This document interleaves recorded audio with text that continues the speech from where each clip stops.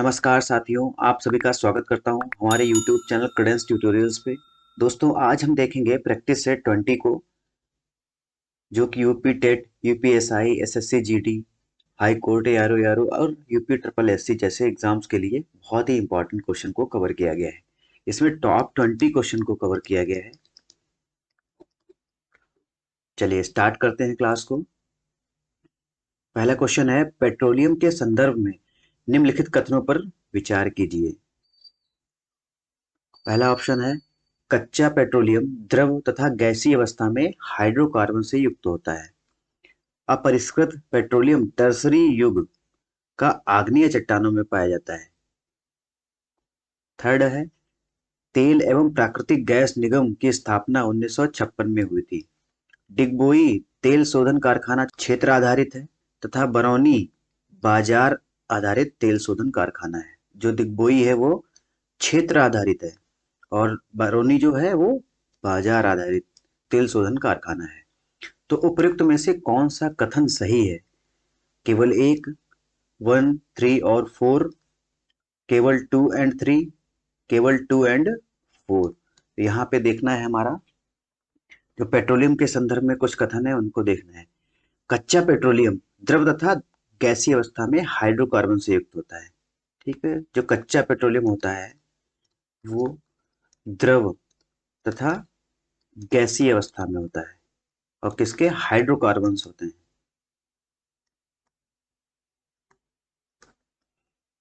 अपरिष्कृत petroleum tertiary युग में आग्नेय चट्टान, यहाँ पे आग्नेय चट्टान नहीं होना चाहिए, यहाँ पे होना चाहिए अवसादी चट्टान।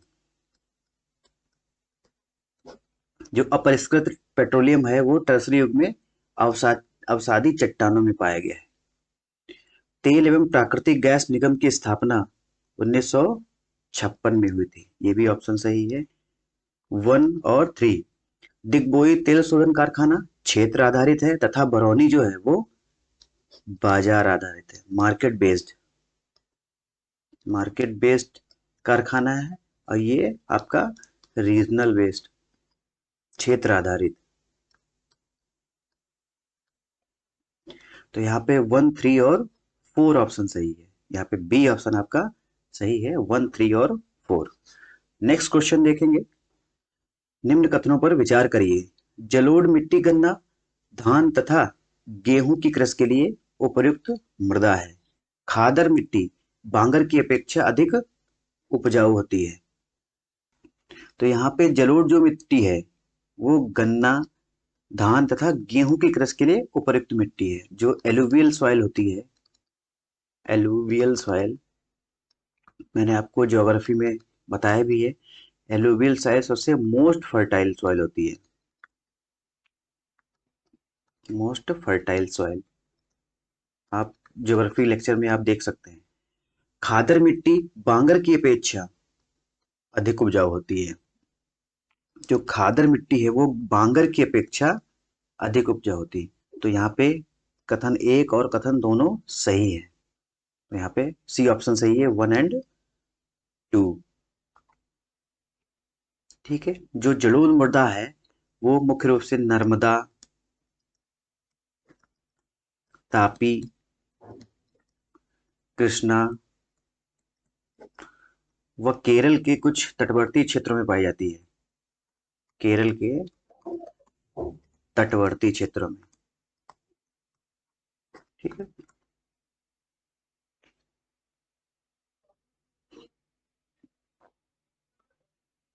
और जलोढ़ मृदा को ही दो भाग में डिवाइड किया गया है। जलोढ़ मृदा जैसे है, इसको खादर और बांगर। ये जो है नई है, ये आपकी पुरानी है।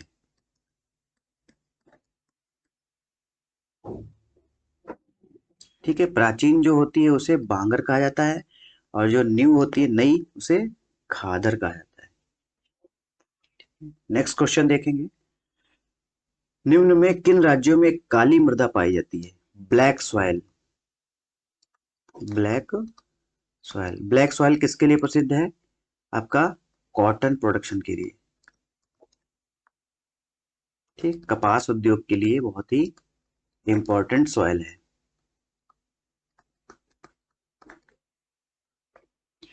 गुजरात, महाराष्ट्र, आंध्र प्रदेश, पंजाब। तो गुजरात में भी ब्लैक सॉइल पाई जाती है।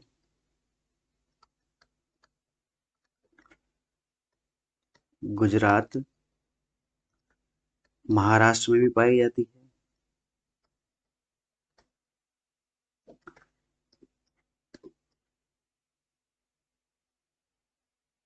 और आपका आंध्र प्रदेश में।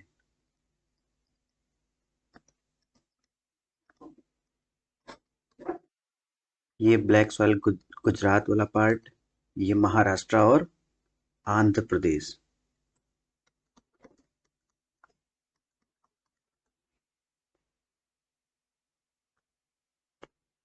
तो काली जो मृदा है, ब्लैक सॉइल, वो गुजरात, महाराष्ट्र और आंध्र प्रदेश, यहाँ पे तीनों ऑप्शन मिल रहे हैं। और इसके बावजूद भी आपके तमिलनाडु क्षेत्र में भी पाई जाती है। तो ये आपका ये जो दक्कन का पठार है, उसमें भी आपकी ब्लैक सॉइल पाई जाती है। ठीक है, तो यहाँ पे 1, 2 और 3 ऑप्शन सही है। तो बी ऑप्शन आपका यहाँ पे गुजरात, महाराष्ट्र और आंध्र प्रदेश। नेक्स्ट क्वेश्चन, मिट्टी के खारेपन तथा क्षारीयता की समस्या का समाधान है। शुष्क कृषि विधि, जिप्सम, वृक्षारोपण, समोच्च रेखा के अनुसार कृषि। खारेपन है और क्षारीयता की समस्या का समाधान क्या है? शुष्क कृषि भूमि, जिप्सम, वृक्षारोपण और समोच्च रेखा के अनुसार कृषि। तो मिट्टी में खारेपन तथा क्षारीयता के समाप्त करने के लिए जिप्सम जिप्सम का यूज किया जाता है। कैल्शियम सल्फेट बोलते हैं इसे, जिप्सम को कैल्शियम सल्फेट। तो खारेपन और क्षारीयता की समस्या को दूर करने के लिए हम लोग जिप्सम का यूज किया जाता है। क्षारीय मृदा को अगर समस्या है अगर किसी खेत में, तो आपको जिप्सम का यूज किया जाता है। अगर वही तेजाबी मृदा है,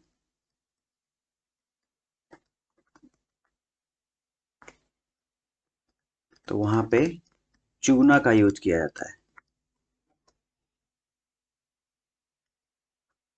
ठीक है, अगर क्षारीय मृदा है तो वहां पे आपका कैल्शियम सल्फेट या जिप्सम का यूज करते हैं। अगर तेजाबी मृदा या जिसे बोलते हैं आपका एसिडिक एसिडिक सॉइल है, तो वहां पे आपका चूना का यूज किया जाता है। नेक्स्ट क्वेश्चन, नीचे दिए गए कथनों पर विचार करिए। नाथपा झाकरी परियोजना ब्रह्मपुत्र नदी पर स्थित है। एशियाई बैंक की मदद से नाथपा झाकरी परियोजना का निर्माण किया गया है। उपयुक्त में से कौन सा कथन सत्य है? केवल एक, केवल दो, केवल एक और दो, दोनों, ना तो एक ना ही दो। तो नाथपा झाकरी परियोजना हिमाचल प्रदेश में भारत तथा तिब्बत मार्ग पर सतलुज नदी पर स्थित है। ठीक है, जो नाथपा झाकरी परियोजना है, ये ब्रह्मपुत्र पे ना होके आपका सतलुज नदी पे सतलुज नदी पर स्थित है।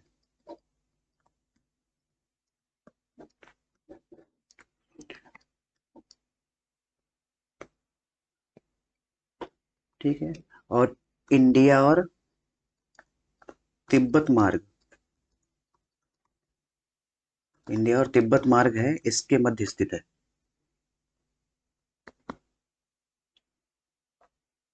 और यह परियोजना एशियाई बैंक नहीं, विश्व बैंक की मदद से,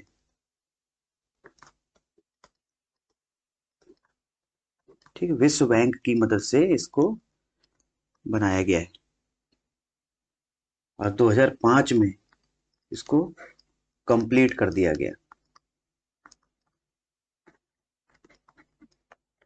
ठीक है, तो यहाँ पे ना ही एक और ना ही दो, तो ये भी गलत है आपका और सेकंड भी गलत है। नेक्स्ट क्वेश्चन, निम्न में से मध्य हिमालय का भाग नहीं है। पीर पंजाल श्रेणी, जास्कर श्रेणी, नाग टिब्बा श्रेणी, मसूरी श्रेणी। मध्य हिमालय, मिडिल जो हिमालय है उसका भाग नहीं है।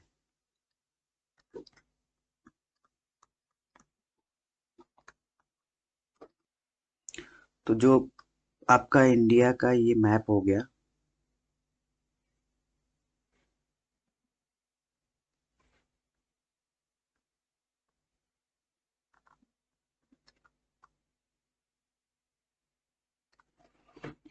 ये आपका जास्कर रेंज हो गया, काराकोरम, और ये पीर पंजाल रेंज। तो ये जास्कर रेंज जो है वो ग्रेट हिमालय का पार्ट है।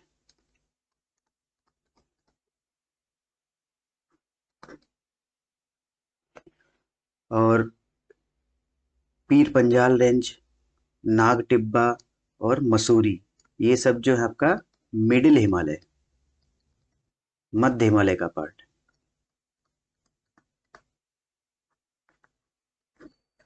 तो आपका जो जास्कर रेंज है वो ग्रेट हिमालय का पार्ट है। तो यहाँ पे बी ऑप्शन गलत है। तो ये आपका महान हिमालय या ग्रेट हिमालय।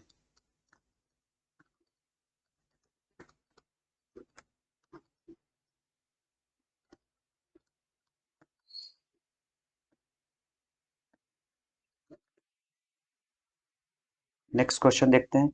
निम्नलिखित में से किस तट से भारत का औसत समुद्र तल मापा जाता है? मुंबई तट, कोचीन तट, चेन्नई तट, विशाखापत्तनम। तो संपूर्ण विश्व में प्रत्येक देश की औसत समुद्र तल से ऊंचाई किसी निश्चित स्थान से मापी जाती है। अब कोई भी देश है तो उसकी जो औसत ऊंचाई होती किसी एक सिटी होगा उससे आपके कंपैरिजन में मापी जाएगी। तो इसी प्रकार भारत का समुद्र तल चेन्नई तट से मापा जाता है। हमारा जो इंडिया का चेन्नई तट से उसका औसत ऊंचाई मापी जाती है। अब जैसे मुंबई की हाइट देखनी है तो किसके कंपैरिजन में? चेन्नई तट के कंपैरिजन में। अगर दिल्ली की हाइट देखनी है, दिल्ली कितनी हाइट पे बसा हुआ है, तो वो चेन्नई तट से आपको कंपैरिजन किया जाएगा। दक्षिणी अमेरिका में खनिजों के भंडार के क्षेत्र कहाँ है? ब्राजील का पठार, बोलीविया का पठार, पैटागोनिया, ओरिनिको बेसिन। तो दक्षिण अमेरिका में, साउथ अमेरिका, ये आपका नॉर्थ अमेरिका हो गया, और ये आपका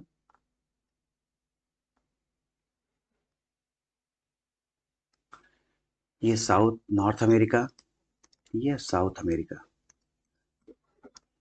तो दक्षिण अमेरिका अमेरिका में खनिजों के भंडार के क्षेत्र पेटागोनिया पठार में पाए जाते हैं।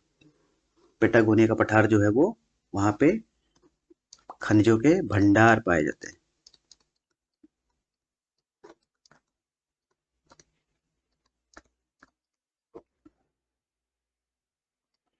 नेक्स्ट क्वेश्चन है वेरी वेरी इंपॉर्टेंट क्वेश्चन,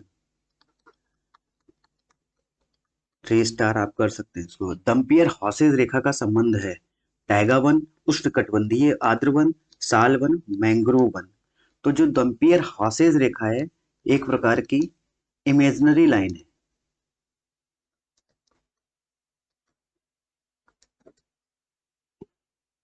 या काल्पनिक रेखा है।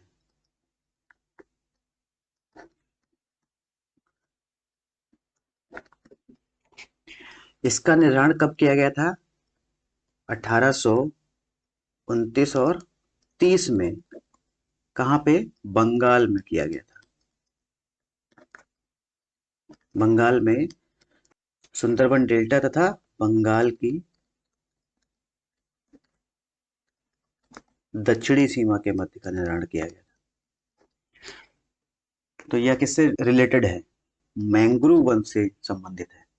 इसका निर्माण 1829-30 में बंगाल में सुंदरबन डेल्टा के उत्तरी क्षेत्र या बंगाल के दक्षिणी क्षेत्र का निर्माण किया गया था। ये जो लाइन है ये आपकी हॉसेज रेखा है, ठीक है। यह मैंग्रोव वन जो है इनसे संबंधित है। नेक्स्ट क्वेश्चन, काई तथा लाइकेन पाए जाते हैं रेगिस्तानी वनस्पति में, उष्णकटिबंधीय सदाबहार वन में, टुंडा वनस्पति में, इनमें से कोई नहीं। तो जो काई और लाइकेन है वो टुंड्रा क्षेत्र में पाए जाते हैं। तो जो काई और लाइकेन है वो टुंड्रा वनस्पति में पाए जाते हैं। और लाइकेन जो होते हैं वो आपके वायु प्रदूषण जो हो रहा है उसके संसूचक बोलते हैं। वायु प्रदूषण का संसूचक भी कहा जाता है।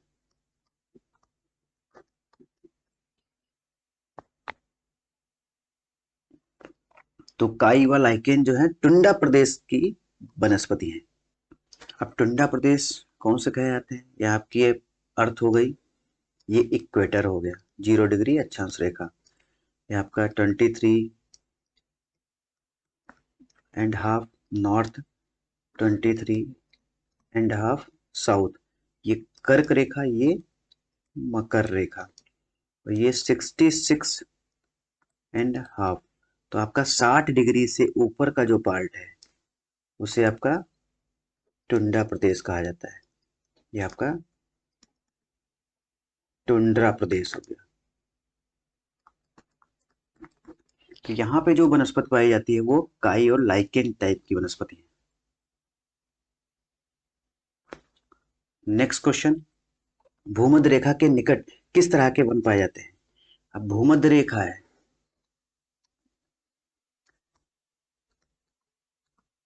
भूमध्य रेखा के मध्य, भूमध्य रेखा के निकट, जो भी आपका भूमध्य रेखा के निकट ये एरिया है, इसमें किस टाइप के वन पाए जाते हैं ये पूछा गया है।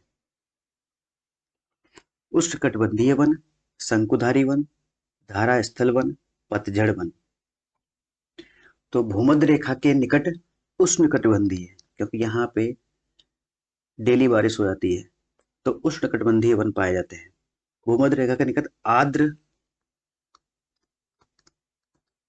आर्द्र उष्णकटिबंधीय,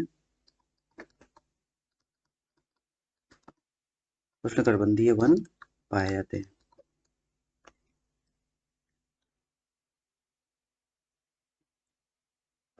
यहाँ पे जो वर्षा होती है मोर देन 200 सेंटीमीटर होती है। जो वर्षा की मात्रा होती है वो 200 से ज़्यादा होती है, और तापमान 22 डिग्री सेंटीग्रेड से अधिक होता है। नॉर्मल जो टेम्परेचर है वो 22 डिग्री से अधिक रहता है। तो यहाँ पे उष्णकटिबंधीय वन सही है। नेक्स्ट क्वेश्चन है, निम्न को सुमेलित करिए। सूची 1 दी है और सूची 2 दी है। एटना, एटना जो है वो इटली में स्थित एक पर्वतमाला है। एटना माउंटेन जो है वो इटली का है।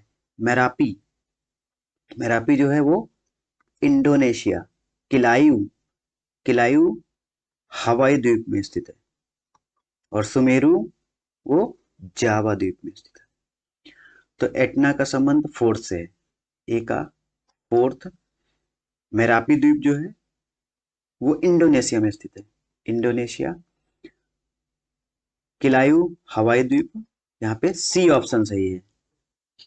तो एटना का संबंध इटली से, मेरापी का संबंध इंडोनेशिया से, किलायू का संबंध हवाई द्वीप से, सुमेरु का संबंध जावा द्वीप से। तो वेरी इंपॉर्टेंट क्वेश्चन आपकी, ये मैपिंग में भी आ सकता है कहाँ कहाँ पे स्थित है। नेक्स्ट क्वेश्चन, भारत और जापान के मध्य संयुक्त रूप से किस चंद्र मिशन सहयोग की समीक्षा की गई है। ल्यूपेक्स, प्रज्ञान, अपॉर्चुनिटी, स्पेस रिसर्च। तो भारत और जापान के मध्य संयुक्त रूप से चंद्र मिशन है, उसका नाम है ल्यूपेक्स। इसका फुल फॉर्म है लूनार पोलर एक्सप्रोबेशन।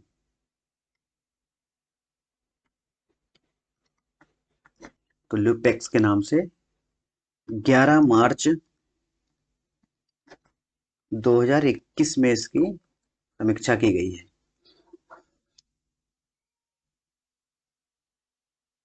नेक्स्ट क्वेश्चन है 40 नंबर, अप्रत्यक्ष चुनाव प्रणाली का प्रारंभ किस अधिनियम से माना जाता है। 1813 का चार्टर अधिनियम, 1833 के चार्टर अधिनियम, 1853 का चार्टर अधिनियम, और 1892 का चार्टर अधिनियम। तो अप्रत्यक्ष चुनाव, indirect election, indirect election process,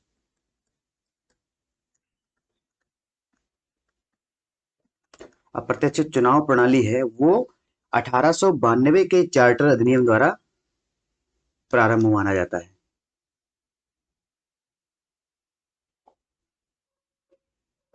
इस अधिनियम द्वारा केंद्रीय तथा प्रांतीय प्रांतीय विधानसभा, केंद्रीय तथा प्रांतीय विधान परिषदों का गठन किया जाता है। विधान परिषदों का गठन किया जाता है।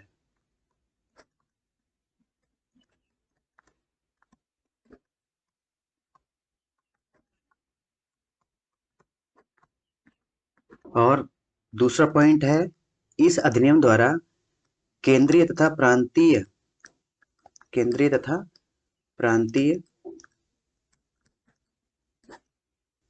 परिषदों में सदस्यों की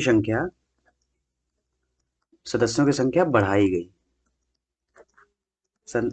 ठीक है, यहाँ पे केंद्रीय तथा प्रांतीय परिषदों में सदस्यों की संख्या का बढ़ावा किया गया। तो 1892 के चार्टर अधिनियम द्वारा अप्रत्यक्ष चुनाव प्रणाली का गठन किया गया। नेक्स्ट क्वेश्चन है, निम्नलिखित में से कौन सी विशेषताएं ब्रिटिश संविधान से भारत के संविधान में ली गई? कानून का शासन, विधि निर्माण की प्रक्रिया, न्यायपालिका की स्वतंत्रता और सदस्यीय व्यवस्था। तो ब्रिटिश संविधान से कौन कौन से प्रोविजन लिए गए हैं? ये प्रोविजन है, तो कानून का शासन, रूल ऑफ लॉ बोलते हैं, रूल ऑफ लॉ, कानून का शासन। विधि निर्माण का प्रक्रिया, विधि निर्माण की प्रक्रिया,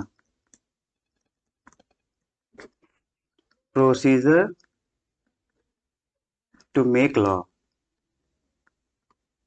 लॉ बनाने की, विधि निर्माण की प्रक्रिया, लॉ बनाने की प्रक्रिया। संसदीय व्यवस्था, ठीक है।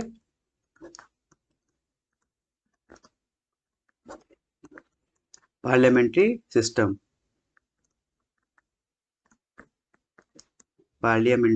सिस्टम, तो ये जो 3 प्रोविजन है वो ब्रिटिश संविधान से लिए गए। कानून का शासन, rule of law, procedure to make law and parliamentary system, संसदीय व्यवस्था। तो यहाँ पे 1, 2 और 4 सही है। नेक्स्ट क्वेश्चन है, न्याय में सम्मिलित सभी पक्ष सामाजिक, आर्थिक तथा राजनैतिक भारतीय संविधान में किस देश से ग्रहण किए गए? फ्रांस, रूस, अमेरिका और जर्मनी। तो न्याय में सम्मिलित सभी पक्ष जैसे सामाजिक, आर्थिक और राजनीतिक, ये भारतीय संविधान के रूस से लिए गए, रसिया से, रूस के संविधान से, रशियन कॉन्स्टिट्यूशन, ठीक है। रशियन कॉन्स्टिट्यूशन से न्याय में सम्मिलित सभी पक्ष जैसे सामाजिक, आर्थिक और राजनैतिक, इन सबको लिया गया है। नेक्स्ट क्वेश्चन है, बहुत इंपॉर्टेंट है, वेरी वेरी इंपॉर्टेंट। 1953 के राज्य पुनर्गठन आयोग एसआरसी, स्टेट रीऑर्गेनाइजेशन कमीशन में कौन कौन शामिल थे? एस के धर, न्यायमूर्ति फजल अली, के एम पणिक्कर, सेकंड ऑप्शन है सरदार वल्लभ भाई पटेल, के एम पणिक्कर और एस के धर। नेक्स्ट क्वेश्चन है, न्यायमूर्ति फजल अली, हृदयनाथ कुंजरू, के एम पणिक्कर, लास्ट ऑप्शन है के एम पणिक्कर, सरदार पटेल और न्यायमूर्ति फजल अली। तो 1953 के राज्य पुनर्गठन आयोग में न्यायमूर्ति फजल अली, हृदयनाथ कुंजरू तथा के.एम. पणिक्कर साहब थे। तो जो आयोग था इनका कमीशन, इसमें न्यायमूर्ति फजल अली थे, हृदयनाथ कुंजरू थे और के.एम. पणिक्कर थे। नेक्स्ट क्वेश्चन देखते हैं। निम्नलिखित में से वे कौन से मूल अधिकार हैं जो केवल भारतीय नागरिकों को प्राप्त हैं? ठीक है, तो इसमें कौन से फंडामेंटल राइट्स हैं, फंडामेंटल राइट्स जो केवल इंडियन सिटीजन को, इंडियन सिटीजन्स को ही प्राप्त है? ठीक है, देख लेते हैं। अनुच्छेद 14, 15, 20, 21 और 24। अनुच्छेद 15, 16, 20, 21, 24 और 25। अनुच्छेद 15, 16, 19, 29 और 30। अनुच्छेद 15, 16, 19, 25 और 26। तो जो केवल भारतीय नागरिकों को प्राप्त है वो कौन कौन से हैं? आपके अनुच्छेद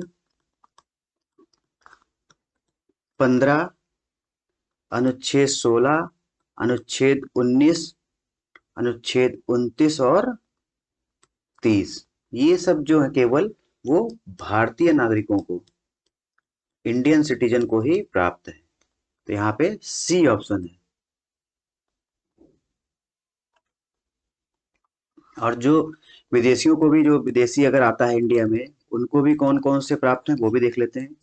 आर्टिकल 14, 20, 21, 21A, 22, 23, 24, 25 और 26, 27 और 28। ठीक है, ये इतने आर्टिकल जो हैं वो केवल वो विदेशियों को भी प्राप्त हैं, और ये केवल भारतीयों वाली जो लिस्ट है वो आप नोट डाउन कर सकते हैं।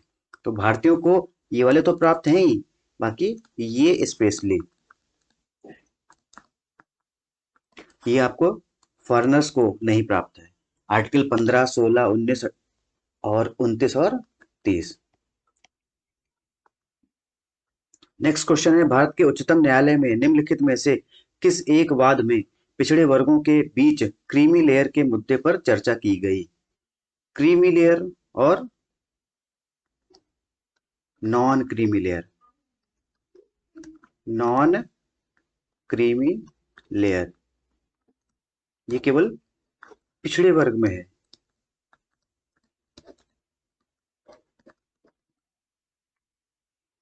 तो के.एम. नानावती बनाम स्टेट ऑफ बॉम्बे, इंदिरा साहनी बनाम भारत संघ, मधु लिमले मधु लिम में बनाम वेदमूर्ति, सज्जन सिंह बनाम स्टेट ऑफ पंजाब। तो भारत के उच्चतम न्यायालय में इंदिरा साहनी बनाम भारत संघ में क्रीमी लेयर के मुद्दे पर चर्चा की गई। तो क्रीमी लेयर से जो संबंधित जो केस था वो इंदिरा साहनी बनाम भारत संघ था। ये कब किया गया? 1999 में। Very very important question.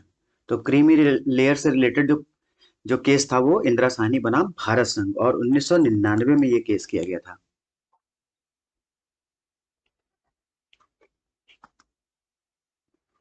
Last question है, कुटीर उद्योगों के विकास संबंधी सलाह किस अनुच्छेद के तहत है? आर्टिकल 42, आर्टिकल 43, आर्टिकल 44 और आर्टिकल 45। कुटीर उद्योगों के विकास संबंधी सलाह अनुच्छेद 43 में दी गई है। तो भारतीय संविधान के नीति निर्देशक तत्व में ये सब हैं।